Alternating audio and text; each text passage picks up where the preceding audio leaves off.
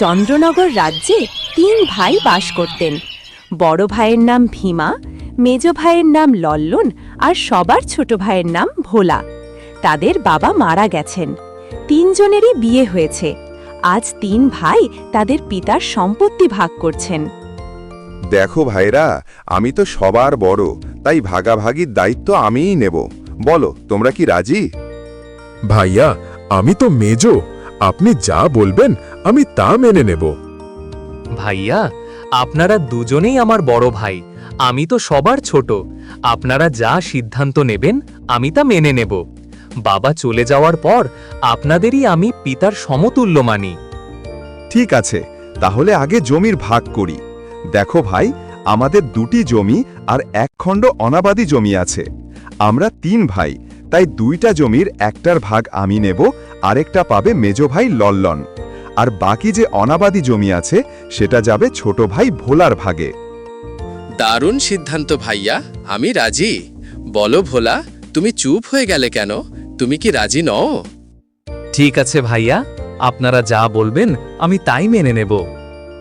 ভালো, ঠিক আছে। এবার ভাগ হবে বাবার লাগানো আম গাছটা। চলো আম গাছের সেখানে যাই। ৩ ভাই আম গাছের কাছে গেল।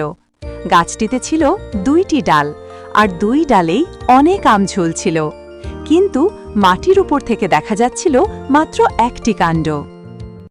দেখো ভাই, এই হলো আম গাছ। এবার এরও ভাগ করে নেওয়া যাক।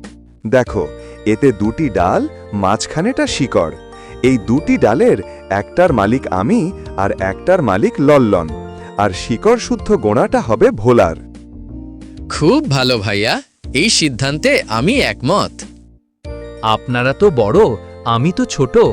আমি কি করে আপনাদের কথা অমান্য করব? আমিও আপনাদের সাথে একমত। এখন বাড়ির ভাগ হবে। ঠিক আছে, এবার এই বাড়ির ভাগ করি। বাড়িতে 4টি ঘর আর একটি টিনের চালা আছে।